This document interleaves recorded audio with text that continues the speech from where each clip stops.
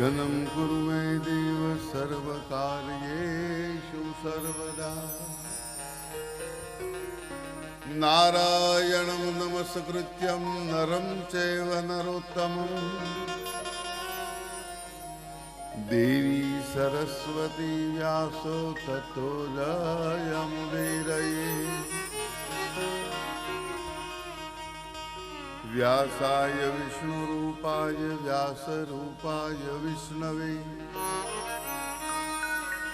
नमो वै ब्रह्मविदये वासिष्ठाय नमो नमः।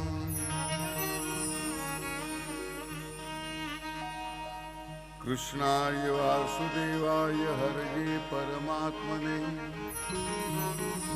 प्रणतक्लेशनाशाय गोविन्दाय नमो नमः। अतुलितबलधामं हेमशैलावदेहं धनुजवनकृशानं ज्ञानिनामग्रगण्यं सकलगुणनिधानं वानराणामधीशं रघुपतिप्रियभक्तं वातजातं नमामि। उल्लङ्घ्य सिन्धौ सलिलं सलीलं यः शोकवहनी जनकात्मजायाम् आदाय तेनेव ददाहलङ्का नमामि प्राञ्जलिराञ्जनेयम्। अगजान्तिमिरान्ध्यानां ज्ञानां जनशलाकयां चक्षुरुन्मीलितं येन तस्मै श्रीगुरुवे नमः। सच्चिदानन्दरूपाय विश्वोत्पत्त्यादिहेतवे तापत्रयविनाशाय श्रीकृष्णाय वयं नमः। करारविन्देन पदारविन्दं मुखारविन्दे विनिवेशयन्तं वटस्य पत्रस्य पुटे शयानं बालं मुकुन्दं मनसा स्मरामि। श्रीकृष्ण गोविन्द हरे मुरारी हे नाथ नारायण वासुदेव जिहवे विवस्वामृतमेतदेव गोविन्द दामोदर माधवे। विक्रेतु कामाखिल गोपकन्या मुरारिपादार्पितचित्तवृत्ति दध्यादिकं मौहवशादवोचत् गोविन्द दामोदर माधवे। गृहे गृहे गोपवधू कदम्ब सर्वे मिलित्वा समवाप्य योगम् पुण्यानि नामानि पठन्ति नित्यं गोविन्द दामोदर माधवेति। सुखं शयानां निलये निजेऽपि नामानि विष्णु प्रवदन्ति मर्त्याम् ते निश्चितं तन्मयतां व्रजन्ति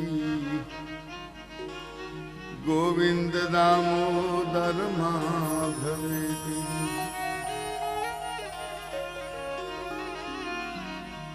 जिहवे सदैवं भज सुन्दराणि नामानि कृष्णस्य मनोहराणि समस्तभक्तार्तिविनाशनानि गोविन्द दामोदर माधवेति। सुखावसाने इदमेव सारम् दुःखावसाने इदमेव गेयम् देहावसाने इदमेव जाप्यम् गोविन्द दामोदर माधवेति। श्री कृष्ण राधा वर गोकुलेश गोपाल गोवर्धन नाथ विष्णु जिहवे विवस्वामृतमेतदेव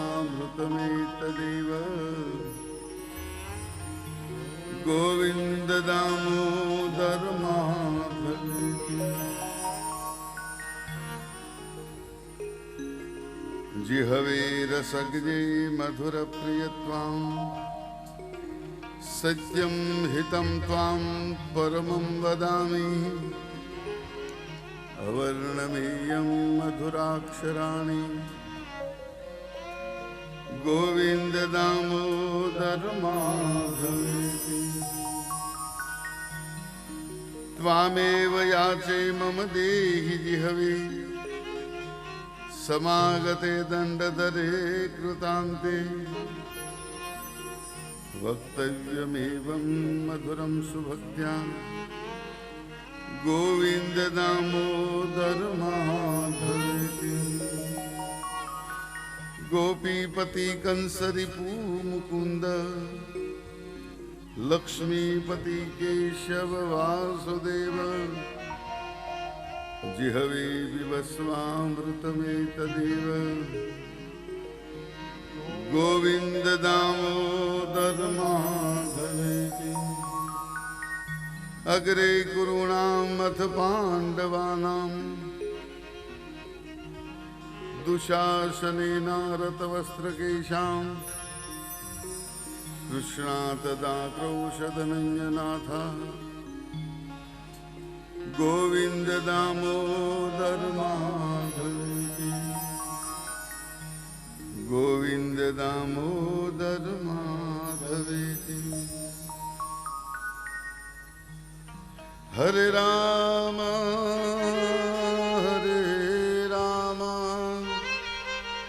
राम राम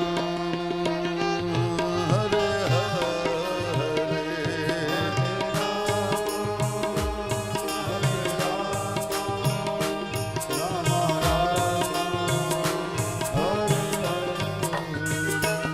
हरे हरे कृष्णा कृष्णा कृष्णा हरे हरे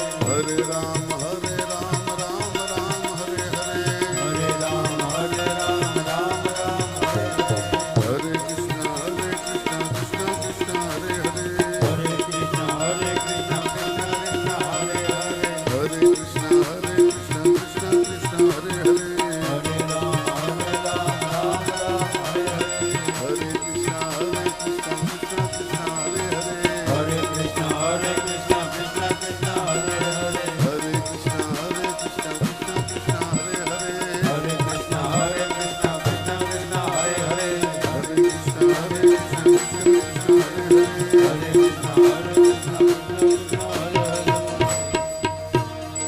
कन्हैया लाल की श्री रामचंद्र भगवान की सत्यनारायण भगवान की पंचमुखी हनुमान जी महाराज की कष्टभंजन देव की गिरिराज धरण की गोवर्धन नाथ की गौ माता की गंगा मैया की सकल पितृदेव की अपने अपने माता पिता की अपने अपने गुरु गोविंद की सदगुरुदेव पुरुषोत्तम दास बाबा की बजरंग दास बाबा की श्री ब्रह्मचारी बाबा की द्वारिकाधीश की रणछोड़ राय की सत्य सनातन धर्म की श्री भागवत भगवान की कुंज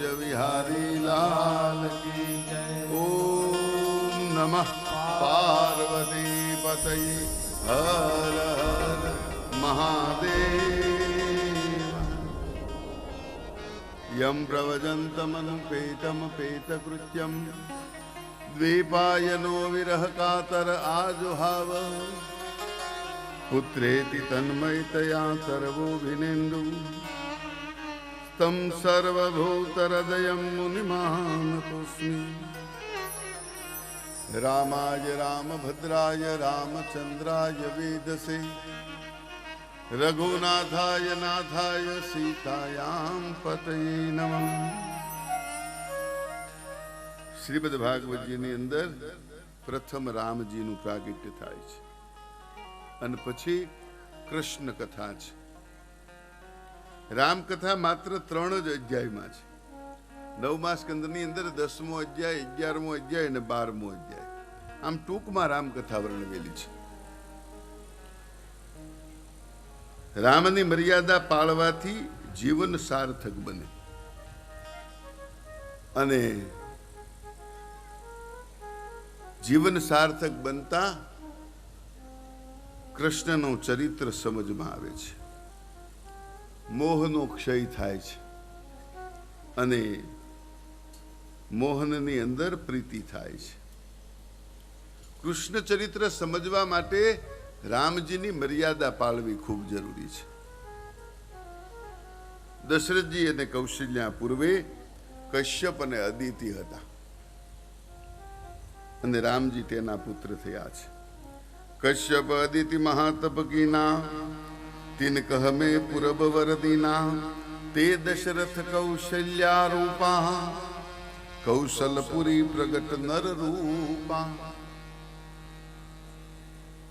बीजी एक कथा अनुसार मनु અને શત્રુપા એ દશરથ અને કૌશલ્યા થયા છે।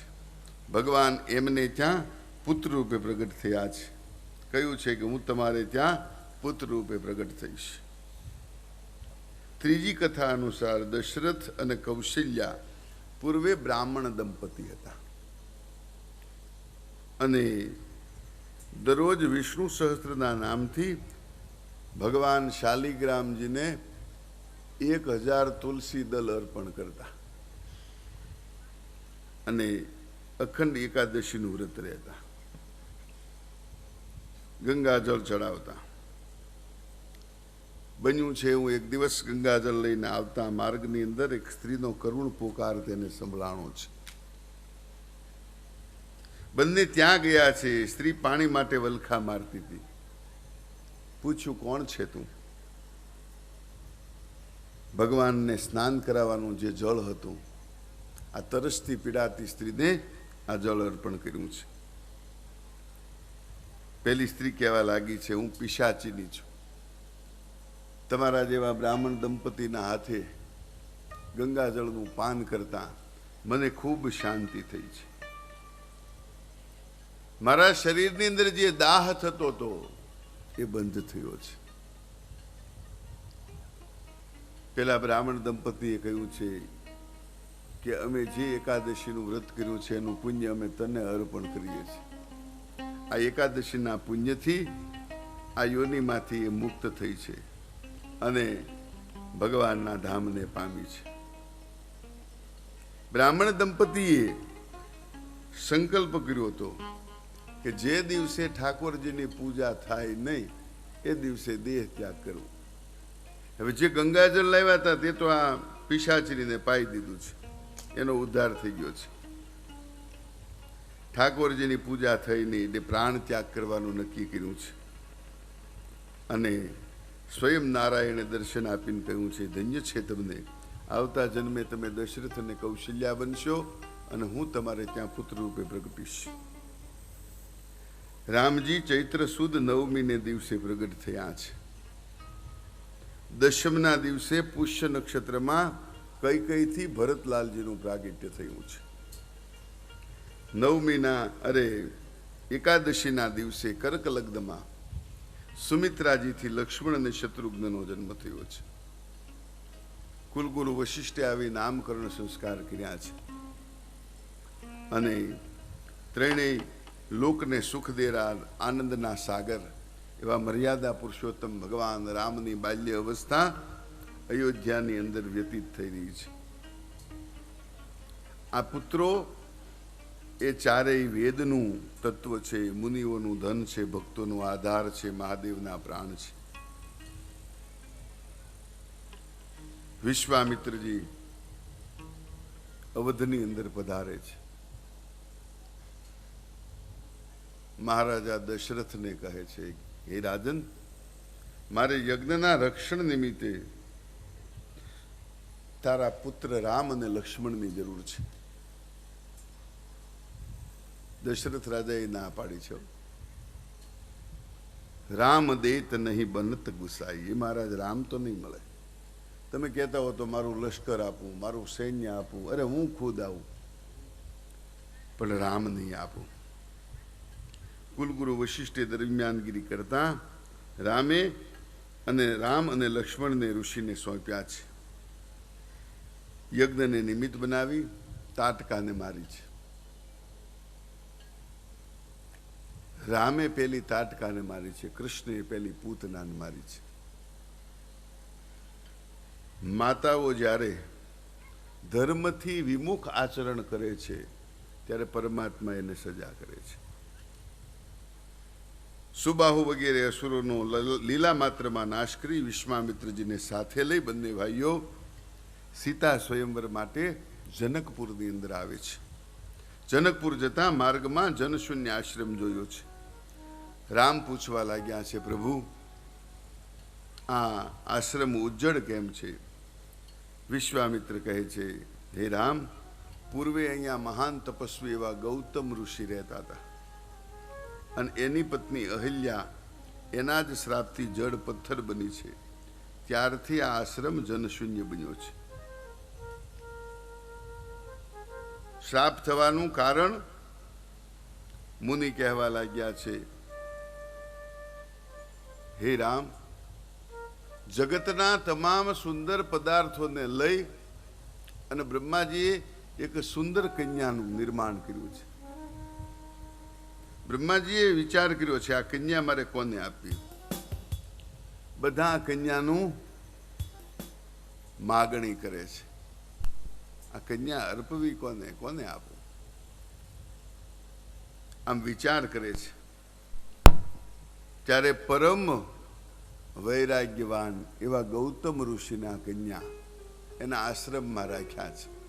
1 વર્ષ સુધી આશ્રમની અંદર રહેવા છતાં એનું મન સહેજે વિચલિત બન્યું નહીં.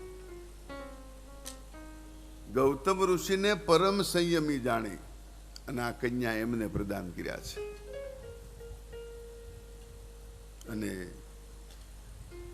આ બાબતના સમાચાર ઇન્દ્રને પ્રાપ્ત થયા છે. હું જે અહિલ્યાને મેળવવા માંગતો હતો એ અહિલ્યા ગૌતમ ઋષિને પ્રાપ્ત થયા છે. ઇન્દ્રિયોનો સમૂહ એટલે ઇન્દ્ર, અને જે પરમ ગૌ ભક્ત છે, જે જ્ઞાનવાન છે એ ગૌતમ. જ્ઞાનવાનને આ અહિલ્યા પ્રાપ્ત થયા છે. ઇન્દ્રએ ચંદ્રને કુકડો બનાવ્યા છે. ગૌતમ ઋષિના આશ્રમની અંદર આવી અને ચંદ્રએ કુકડાના અવાજમાં પુકાર કર્યો છે.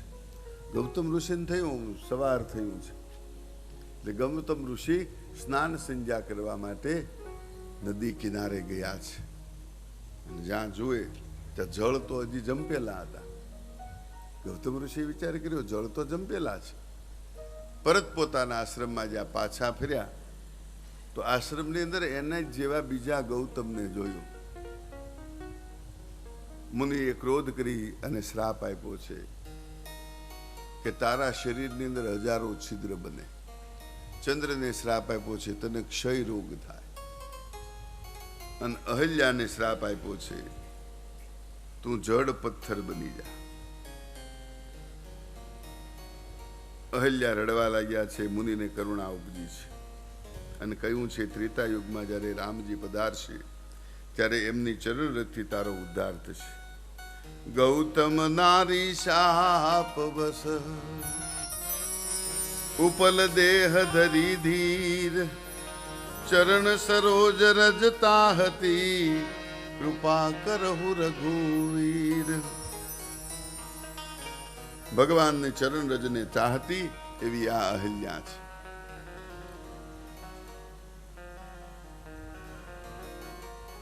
અહલ્યા ભગવાનના ચરણ રજને ચાહે છે. ભગવાને અહલ્યાને ચરણનો સ્પર્શ કર્યો છે. પર સતપદ પાવન શોકન સાવન પ્રગટ ભઈ તબ પુંજ સહી.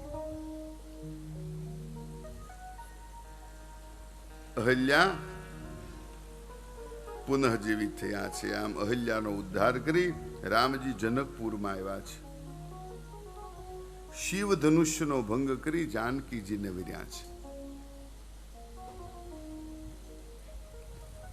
સીતા સ્વયંવરની અંદર ધનુષ્ય ભંગ થયો છે. આ ધનુષ્ય કોઈ સામાન્ય ધનુષ્ય હતું નહીં. પરશુરામજીનું ધનુષ્ય હતું જેને મહાદેવજી આ ધનુષ્ય પ્રદાન કરેલું. અને આ ધનુષ્યથી પરશુરામજીએ 21 વખત પૃથ્વી નક્ષત્ર નીકળ્યું. એવું આ ધનુષ્ય દિવ્ય હતું જે હજારો યોદ્ધાઓ સાથે મળે તો એ ધનુષ્યને તલભાર પણ વિચલિત કરી શકે નહીં એવું ધનુષ્ય. એ ધનુષ્યનો ઘોડો બનાવી અને જાનકીજી રમતા હતા.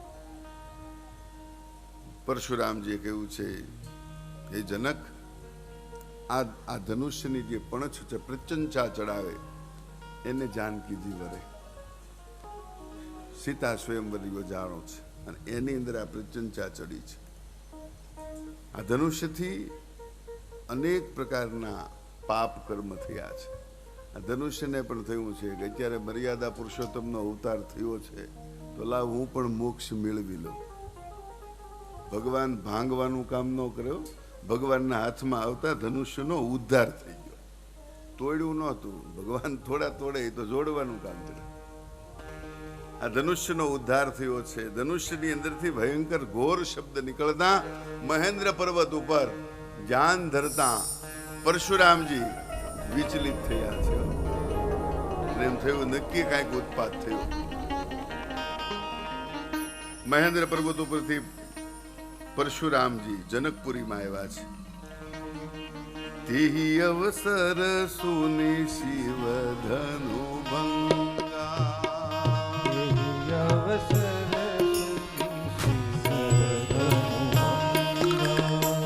તિહી અવસર સુની શિવ ધનુ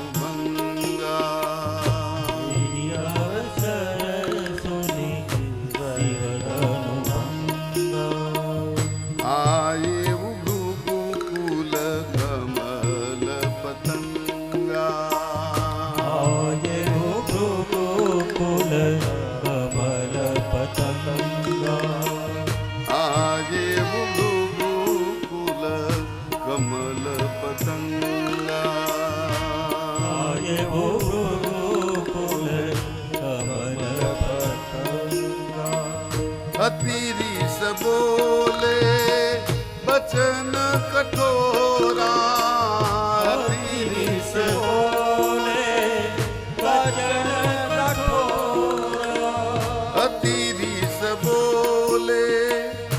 વચન કઠોરા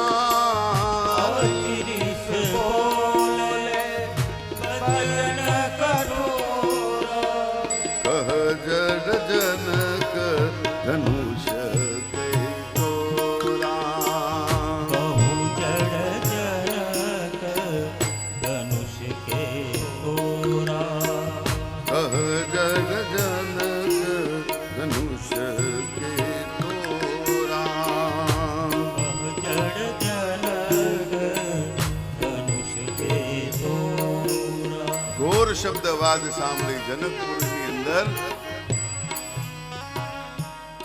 પરશુરામજી પધાર્યા છે. પરશુરામજીને આવેલા જે પરશુરામ છે એક આવેશ અવતાર છે, ભગવાનનો આવેશ અવતાર છે. જબ જબ હોઈ ધર્મ કી હાનિ બાધે અધમ અસુર અભિમાની તબ તબ લીનઃ પ્રભુ વિવિધ શરીર. પૃથ્વી ઉપર જ્યારે અધર્મનો વ્યાપ વધે છે ત્યારે ભગવાન આવેશ અવતાર ધારણ કરે છે. પરશુરામજી પધાર્યા છે, બધા વંદન કરે છે, સંવાદ. જનકે જાનકીજીને કહ્યું છે પેલા વંદન કરો. જાનકીજીએ વંદન કર્યા છે, પરશુરામજી આશીર્વાદ આપ્યા છે, અખંડ સૌભાગ્યવતી ભવ. જનકના હૈયે ટાઢક હોય છે. હવે વાંધો નહીં આવે, હવે કોઈ પણ પ્રકારની મુશ્કેલી આવશે નહીં. પરશુરામજી જનકને કહે છે કે હે મૂઢ બુદ્ધિના, હે જડ બુદ્ધિના જનક, આ ધનુષ કોણે તોડ્યું છે? એ વખતે લક્ષ્મણજીનો સંવાદ બહુ સરસ છે. પરશુરામજીની સામે શેષ નારાયણનો અવતાર, એ સન્મુખ થયા, બે એકબીજા તણખા જરે એવા. રામચરિત માનસમાં બહુ સરસ વર્ણન છે. મહારાજ બ્રાહ્મણોએ તો હાથમાં વેદ, પુરાણ અને શાસ્ત્રો રાખવા જોઈએ. આ શસ્ત્ર રાખવા એ તમને શોભે કરું. પરશુરામે પરિચય પૂછ્યો કે આ કોણ છે? લક્ષ્મણે કહ્યું છે કે મહારાજ એમાં પરિચય પૂછવાની શું જરૂર હોય? પરિચય તો આપોઆપ થઈ જ જાય, એમ કે પૂછવું ન પડે. તું મારા બળને જાણતો નથી. મેં 21 વખત પૃથ્વી નક્ષત્રની કરી છે, તું મને ઓળખેશ? લક્ષ્મણ કે સારામાં સારી રીતે ઓળખું મહારાજ. સગી માને મારી નાખી હતી એકબીજા, અને પરશુરામનો ક્રોધ ભભૂક્યો. આ બાળક કોણ છે? એને પોતાનું જીવન વાલું લાગતું નથી. એક સામાન્ય ધનુષ તૂટ્યું એમાં મહારાજ એટલો બધો ક્રોધ કરો એ વ્યાજબી છે? આવા ધનુષ તો અમે અયોધ્યાની અંદર રમતા રમતા કેટલાય બધા તોડી નાખ્યા. અરે આ સામાન્ય ધનુષ્ય નથી. પરશુરામજીનો ક્રોધ ડબલ થતો જાય અને લક્ષ્મણજી બળતામાં ઘી હોમે છે. વિશ્વામિત્રે લક્ષ્મણજીને વાર્યા છે, લક્ષ્મણ શાંત રહો. મર્યાદા પુરુષોત્તમ રામ થયા છે. ઊભા થઈ અને પરશુરામજીને પગે લાગ્યા છે. પ્રભુ આપના ધનુષ્યને તોડનારો હું છું. પરશુરામે કીધું કે ઓહો હો, આ ધનુષ્ય તે તોડ્યું છે? ભગવાન કહે છે આ તમારા સેવકે તોડ્યું છે. મારા સેવક કોઈ આવી સેવા થોડા કરે? સેવક કોઈ તોડવાનું કામ કરે નહીં. ભગવાન કહે છે મહારાજ આ તો એક અકસ્માત હતો, આ કઈ તોડ્યું નથી. ધનુષ્ય આપોઆપ તૂટી ગયું છે. અને આપ તો મોટા છો, મહાન છો. રામ માત્ર લઘુ નામ હમારા, પરશુ સહત બળ નામ તુમારા. તમારા નામની આગળ તો 3 અક્ષર વધી ગયા. મારું તો ખાલી 2 જ અક્ષરનું રામ, તમારું પરશુરામ. પરશુ સહિત બળ નામ તુમારા. પરશુરામે વિચાર કરે છે કે મારો એટલો બધો ક્રોધ છે અને છતાં પણ મારા હાથમાં રહેલું આ શસ્ત્ર, આ પરશી, કેમ હજી મને એવું કઈ પ્રતીત થાય છે કે કદાચ ભગવાનનો અવતાર થયો હોય. ખાતરી કરવા માટે મર્યાદા પુરુષોત્તમ રામજીને કહ્યું છે મહારાજ આ મારી પાસે વિષ્ણુ ધનુષ્ય છે, એ તમે પ્રત્યંચા ચડાવો. વિષ્ણુ ધનુષ્યનો ભગવાને સ્પર્શ કર્યો છે અને ધનુષ્ય આપોઆપ સ્વર્ગમાં જતું રહ્યું છે. પરશુરામજી ભગવાનને પગે લાગ્યા છે, દંડવત કર્યા છે. એક અવતારની અંદર આ બે અવતાર છે. પરશુરામ છે એ ચિરંજીવી છે. ભગવાનની આજ્ઞા થતા પરશુરામજી મહેન્દ્ર પર્વત ઉપર ગયા છે અને પરશુરામજી મહેન્દ્ર પર્વત ઉપર તપ કરવા માટે ગયા છે. રામજી સીતાજીને વર્યા છે, લક્ષ્મણ છે ઉર્મિલાને વર્યા છે, ભરત છે માંડવીને વર્યા છે, શત્રુઘ્ન છે એ શ્રુતકીર્તિને વર્યા છે. ચારેય ભાઈઓ પરણીને અવધમાં આનંદથી રહે છે. એક દિવસ રાજાએ પોતાની રાજ્યસભામાં બેસી અને મુગટ સરખો કરવા માટે અરીસો મગાવ્યો છે. અને જ્યાં અરીસામાં દ્રષ્ટિ કરે મુગટ સરખો કરવા માટે, ત્યાં કાન પાસે એક સફેદ વાળ દેખાયો છે. શ્રવણ સમીપ ભયે શિતકેશા મન હુજરઠ બન યહ ઉપદેશા. કાન પાસે માત્ર એક સફેદ વાળ દેખાણો છે. જાણે રાજાને ઉપદેશ આપતો હોય. વૃદ્ધાવસ્થા બારણે આવીને ઊભી છે, સાવધાન બનો. ભગવાનના ઘરની આ નોટિસ છે. વાળ સફેદ થવા, કાને ઓછું સંભળાય, આંખે ઝાંખપ આવે, દાંત પડી જાય, ત્યારે જીવન જીવવાના ફાંફા મારવાને બદલે ભજન વધારવું, ભક્તિ વધારવી. દશરથજી સાવધાન બન્યા છે. કુલગુરુ વશિષ્ઠજીને સામંતોની સંમતિથી રામ રાજ્યાભિષેકની તૈયારી થવા લાગી છે. રામ રાજ્યાભિષેકનો નિર્ણય લીધો છે. આખી અયોધ્યા આનંદમાં છે અને અમારા રામ રાજા બનશે. આ વાત મંથરાને ગમી નથી, જે કૈકેયીની દાસી છે. કૈકેયીને તો મર્યાદા પુરુષોત્તમ ઉપર અતિશય પ્રેમ હતો, પણ મંથરાએ કપટ કરી કાન ભંભેરની કરી છે. આખું અવધ આનંદમાં છે,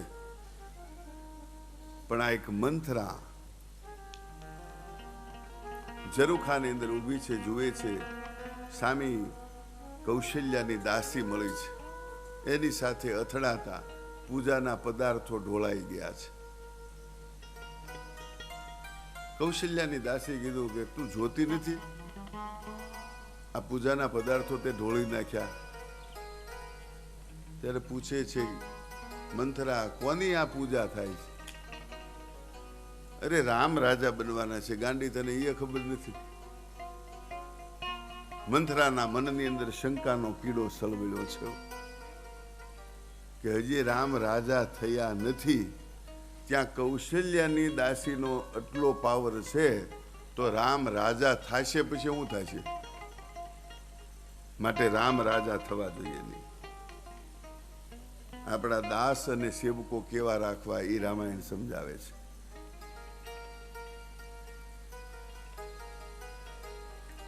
કૈકેયીની પાસે આવી મંથરાએ સમાચાર આપ્યા છે. તમને કઈ ખ્યાલ છે? કૈકેયીએ કીધું શું? રામ રાજા બનવાના છે. કૈકેયીએ પોતાના ગળામાં પહેરેલો નવલખો હાર મંથરાને આપ્યો છે. હાલે, બહુ શુભ સમાચાર આપ્યા, મારો રામ રાજા થાય છે. મંથરાએ હારનો ઘા કરી દીધો. તમારામાં અક્કલનો છાંટો નથી. રામ રાજા બને સુખનો પ્રસંગ નથી, દુઃખનો છે. એટલું જ્યાં મોઢામાંથી નીકળ્યું ને, મંથરાયને એક થપાટ કૈકેયીએ મારી છે. ખબરદાર જો રામ વિશે કાંઈ પણ બોલી. રામાયણના એક એક પાત્રો દિવ્ય છે. આ બધા પ્રસંગો એમને બન્યા નથી. દેવતાઓએ સુર સમૂહ વિનંતી કરી, બધા દેવતાઓએ વિનંતી કરી છે, પોતપોતાના ધામની અંદર ગયા છે. વિપ્રધેનુ સુર સંત હિત લીનહ મનુજય અવતાર નિજ ઈચ્છા નિરમિત તનુ માયા ગુણ ગોપાલ. ભગવાનનો અવતાર શા માટે થયો છે? વિપ્રધેયનું સુર સંત, ગાય, બ્રાહ્મણ આ બધાના ઉદ્ધાર માટે થયો છે, સંતજનોના ઉદ્ધાર માટે થયો છે.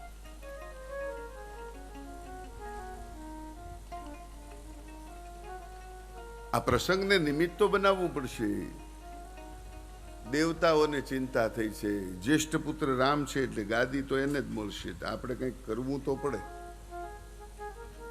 રામને ગાદી ન મળે એ માટે કંઈક આપણે પ્રયત્ન કરવો, કેમ કે દેવતાઓ જેવા સ્વાર્થી કોઈ છે જ નહીં.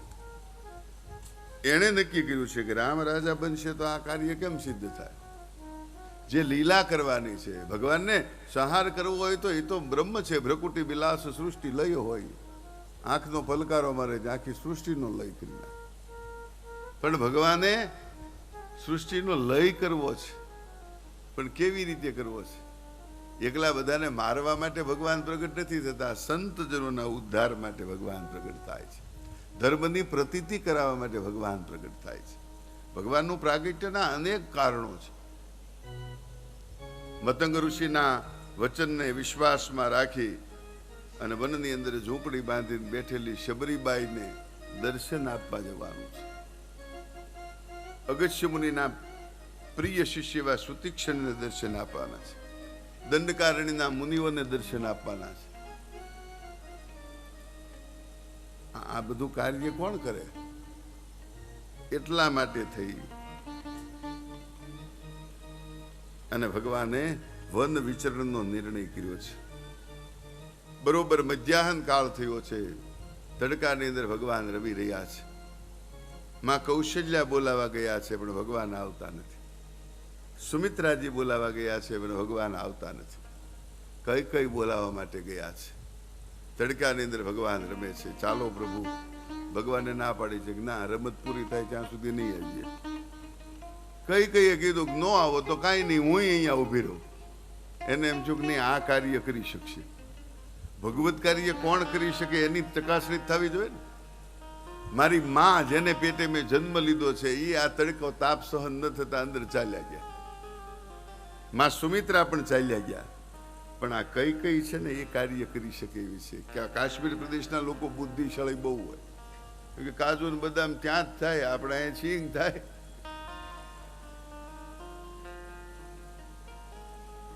કૌશલ્યા ચાલ્યા ગયા છે, સુમિત્રા ચાલ્યા ગયા છે. માં કઈ કઈએ ભગવાન માટે તપ કર્યું છે. ભગવાનને અતિ આનંદ થયો છે. એને કીધું કે માં એક મારું કામ કરીશ. કઈ કઈએ કીધું લાલા તમે જે કામ બતાવો એ બધા કરવા તૈયાર છું. જગતનો અપયશ વરવો પડશે. અરે રામ, તમારા માટે તો હું તમે કયો એ સઘળા કામ કરવા તૈયાર છું. ભગવાન રામે કહ્યું છે કે હું મોટો હોવાને કારણે, જ્યેષ્ઠ હોવાને કારણે રાજગાદીનો મને અધિકાર મળશે, પણ તમારે મહારાજાની પાસે વરદાન માગવાનું છે, પિતાજીની પાસે વરદાન માગવાનું છે કે રામને 14 વર્ષ વનવાસ, 14 વર્ષ રામ વન જાય. આ જ્યાં સમાચાર સાંભળ્યા ને, કઈ કઈ ધડામ કરતા નીચે પડી ગયા છે. રામે પાણી લાવીને મોં ઉપર છાંટ્યું છે. અરે માં, આવું હોય? રામના ભક્તો કોઈ દી આવા ડરપોક હોય નહીં, કાચા પોચા હોય નહીં. મને તેમ લાગ્યું કે તમે કરી શકશો, એટલે મારે આ સમાજના અપયશનો ભોગ બનવું પડશે. કઈ કઈએ કહ્યું છે કે પણ પ્રભુ, અરે મારે આ બધાનો ઉદ્ધાર કરવાનો છે, સુતીક્ષણનો ઉદ્ધાર કરવાનો છે. પણ આ પ્રસંગ બનશે કઈ રીતે? માં કોઈ પણ પ્રકારની ચિંતા કરતા નહીં, બધા કારણો હું ઊભા કરીશ. તમારે કોઈ એમાં ટેન્શન નહીં, પણ તમારે ખાલી ભગવાન પિતાજીની પાસે આ 2 વરદાન માગવાના. રામને 14 વર્ષનો વનવાસ અને ભરતને ગાદી. જો જગતના અપયશની ચિંતા ન હોય તો કઈ કઈએ કીધું મને જગતના અપયશની ચિંતા નથી, મારે તો મારો રામ છે, એમાં રાજી છે, એ મને ગમે. પણ આ પ્રસંગ ઊભો કર્યો છે, બન્યું છે એવું. દેવતાઓ અને અસુરોનો સંગ્રામ થયો છે. એમાં દેવતાઓને મદદ કરવા માટે મહારાજા દશરથ રથ લઈને ગયા છે અને એ વખતે રથના સારથી એવા કુશળ સારથી માં કઈ બન્યા છે. કઈ રથ ચલાવે છે. યુદ્ધની અંદર દેવતાઓનો વિજય થયો છે, પણ બન્યું છે એવું રથનું પૈડું છે એની ધરી એ નીકળી ગઈ છે. ધરામાંથી જ્યાં પૈડું છૂટું પડવાની તૈયારીમાં થાય એ વખતે કઈ પોતાની આંગળી, ટચલી આંગળી ધરાની અંદર રાખી છે, રથના પૈડાને ટકાવી રાખ્યું છે. નહીતર હાથમાં આવેલી બાજી સંકેલાઈ જાય. જે વિજય મળવાનો તો એ પરાજયમાં સમાવિષ્ટ થઈ જાય. મહારાજા દશરથ પ્રસન્ન થયા છે. હે દેવી, તમારી ઈચ્છામાં આવે માગો.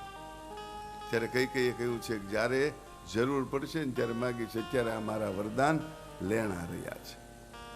2 વરદાન લેણા રહ્યા. એટલા માટે આ પ્રસંગ બન્યો છે. કઈ કોપ ભુવનની અંદર જતા રહ્યા છે. મંથરાને કપટ કર્યું છે. ભગવાનને પણ પછી વિચાર આવ્યો કે આવી જગતના અપયશને ઓરનારી એવી આ સ્ત્રીને મારે કેટલોક અપયશ આપવો. માથે દોષનો ટોપલો મંથરાને ઓઢાડ્યો છે. મંથરાની મતિ સરસ્વતીએ ભ્રમિત કરી છે. બુદ્ધિ ભ્રમિત થયેલી મંથરા કઈની મતિ ભ્રમિત કરી છે. કઈ રીસાઈને કોપ ભુવનમાં જતા રહ્યા છે.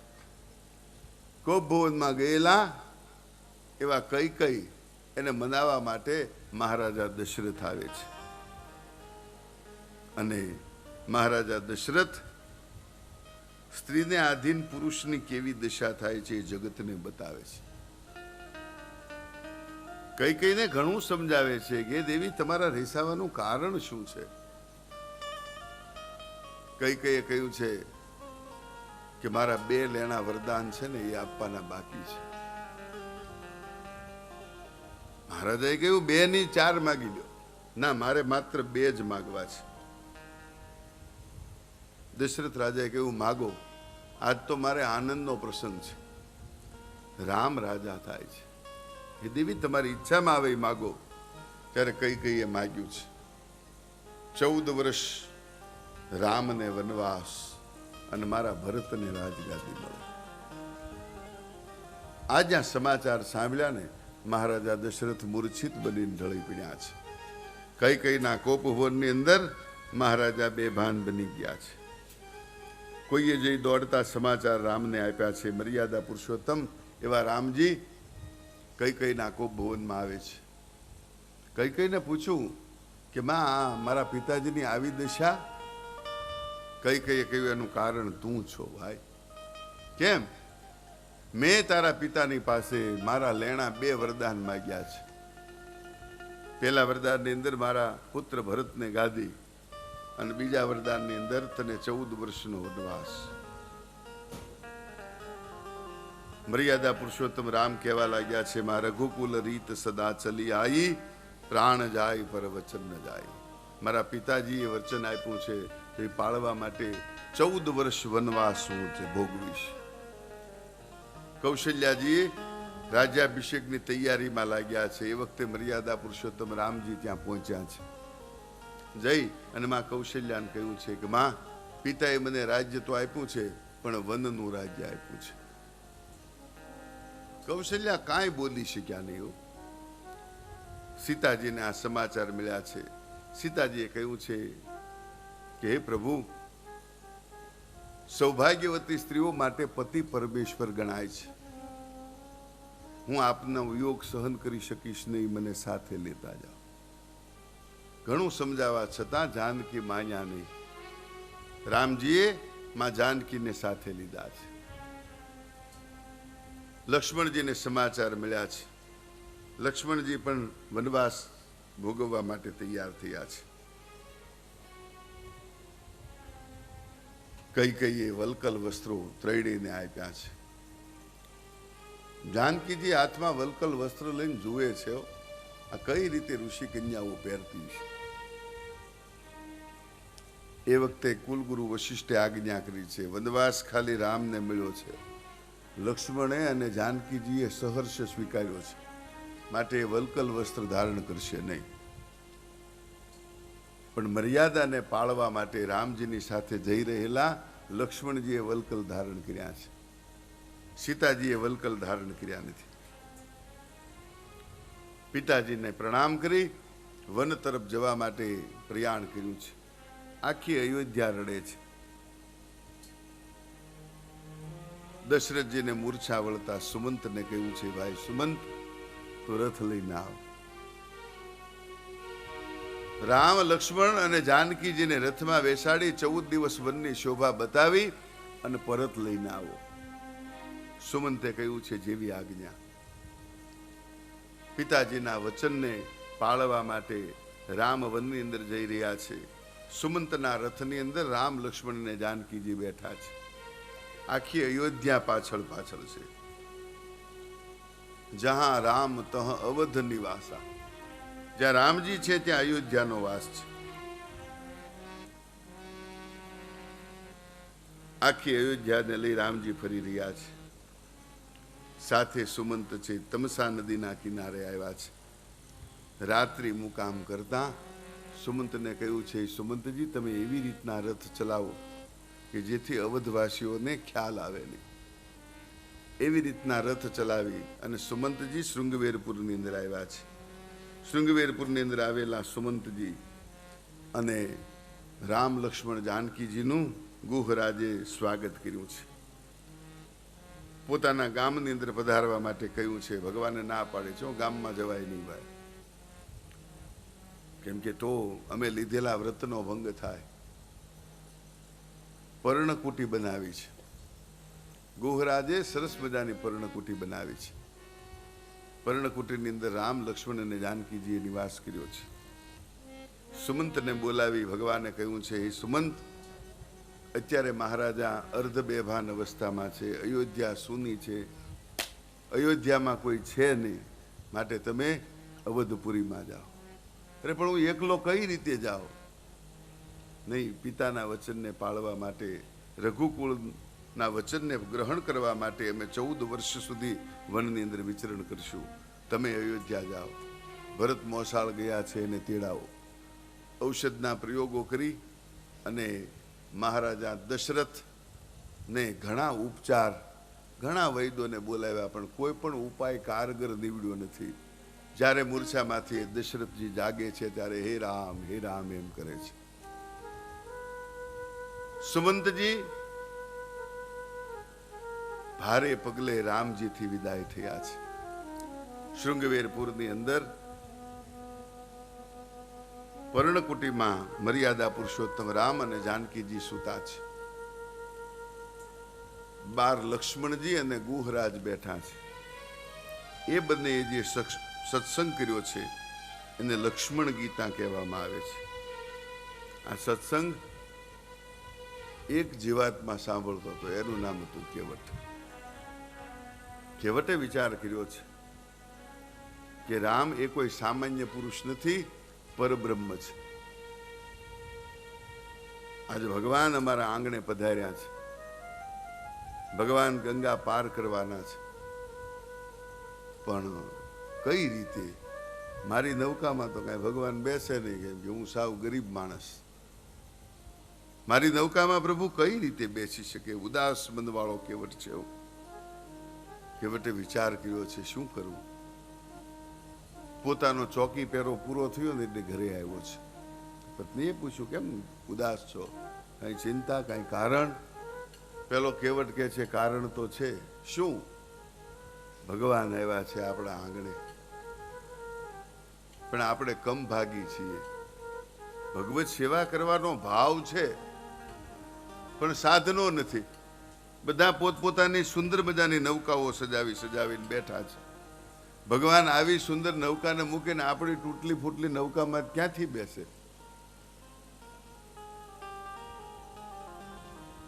કેવટના પત્નીએ કહ્યું છે, એમ વિચાર કરવાથી કાંઈ ન વળે. તો યાદ કરો, તમે કહ્યું હતું કે એક વખત હું ને ગુહરાજ બે વનની અંદર શિકાર કરવા માટે ગયા હતા. ત્યાં ઓચિંતા એક સિંહે હુમલો કર્યો અને મેં મહારાજા ગુહનો પ્રાણ બચાવ્યો. જેથી એને મને કહ્યું છે કે ગુહ, તે મારો પ્રાણ બચાવ્યો, તારી ઈચ્છામાં આવે માગી લે. હા, એ તો બન્યું હતું. ત્યારે તમે શું કહ્યું હતું? મેં એમ કહ્યું કે પ્રાણ બચાવવો રાજાનો હોય તો પ્રજાનો ધર્મ કહેવાય મહારાજ. એમાં મેં કાંઈ ઉપકાર કર્યો નથી. ભલે તમે એ વખતે કીધું, પણ અત્યારે તમારું લેણું વચન છે, માગી લો. શું માગું? બસ સવારમાં કોઈ પણ નૌકા ગંગા કિનારે રહેવી જોઈએ નહીં, બસ માગી લો એટલે વાત થાય પૂરી. ભગવાન તમારી નૌકામાં જ બેસે, કોઈનું હોય છે ને ત્યાં બેસે. માતાઓ પાસે ઝુકતી મુક્તિ બહુ હોય. ગમે એમ કરી આપણે વિચારીએ છીએ કે એની બુદ્ધિ પગની પાન્ય પાની સુધી ભરેલી હોય. આપણે જઈને પૂછીએ કે હમણાં કાંતિભાઈ દેખાતા નથી, ઘરે કઈ તકલીફમાં છે? તો કે ત્યાં હવા ફેર કરવા ગયા છે. લે કેમ? અહીં હવામાં શું વાંધો હતો? ત્યાં ગયા લેણિયાત વધી ગયા ને તે હવા ફેર. યુક્તિ મુક્તિ બહુ હોય એનામાં. ઘણા એવું કે બેનો કટકી બહુ કરે, કટકી ન કરે કોઈ દી. માતાઓનો સ્વભાવ જ નથી, કેમ કે ગ્રહ લક્ષ્મી છે. લક્ષ્મી કોઈ દી થોડી કટકી કરે, એ બચત કરે છે. પુરુષો છે એ છૂટા હાથે વાપરીએ કે માતાઓ ન વાપરીએ કે કરકસર કહેવાય. અને એને કંઈ બેંકમાં ખાતા ન હોય તેમાં મૂકવા જાય. જ્યારે પુરુષ ભીમાં આવે ને ત્યારે એ જ કાઢી દે, કાલે ચિંતા કરીમાં આ લાઇટ બિલ ભરી જાય. હા, બહુ સ્ત્રી છે એ શક્તિ છે, પુરુષની શક્તિ છે. કોઈ દિવસ એનો તિરસ્કાર કરવો નહીં. દેવી ભાગવતમાં બહુ સુંદર કથા આવે. માં જગદંબાએ કહ્યું છે કે આ ત્રણેય મારા સ્વરૂપો છે, મહાકાલી, મહાલક્ષ્મી, મહાસરસ્વતી. હે દેવતાઓ, જે દી આ ત્રણેયનો તિરસ્કાર કરશો ને તેથી આ ત્રણેય શક્તિ તમને છોડીને જતી રહેશે. અને શક્તિ વગરના થઈ જાય ને પછી ખબર પડે. એક દિવસ આપણા ઘરના બહાર ગયા હોય અને હાથે રસોઈ બનાવતા હોય, એ ઘરનું વાતાવરણ જોવે ને તો કોકને એમ ખબર પડે કાંઈ ક્યાંક ભયંકર યુદ્ધ ખેલાઈ ગયું છે. ચારે કોર બધું આડે ધડ પીડ્યું હોય, મસાલાના ડબલા ક્યાંક ઉગાડા પીડ્યા હોય, પરસેવે રેબ જેબ થઈને બેઠો હોય, વાંદરું રિહાઈએ. કેમ કે ઘર છે એ માતાઓનું છે, આપણું થોડું છે. એક દી કપડા ધોવા બેહો ખબર પડે કેમ ધોવાય. પુરુષ છે એ ઘરની અંદર વસ્તુ લાવે, પણ એને યોગ્ય સ્થાને રાખવી એ માતાઓનો ધર્મ છે. એની અંદર ભગવાનને શક્તિ મૂકી છે. અને શક્તિ એટલા માટે મૂકી છે, એ કપાળમાં ચાંદલો કરે છે, એટલે બુદ્ધિનું પૂજન કરે. આપણને ચાંદલો કરવામાં શરમ આવે. કેવટને ઉપાય બતાવ્યો છે. કેવટને કહ્યું છે ચિંતા કરીમાં જા. કેવટ ગુહરાજ પાસે આવ્યો છે. ગુહરાજ, મારી એક અંતરમાં ઈચ્છા છે. બોલ ભાઈ, શું છે? મહારાજ, તમને યાદ છે તમે વનની અંદર આપણે ગયા હતા, એ વખતે તમે કહ્યું હતું મેં તમારા પ્રાણ બચાવ્યા, બદલામાં તમે કહ્યું છે કે કેવટ તારી ઈચ્છામાં આવે એ માગી લે. હા, યાદ જ હોય ને ભાઈ. માગ, તારે શું માગવું? કેવટે કહ્યું માગવું એ આપશો?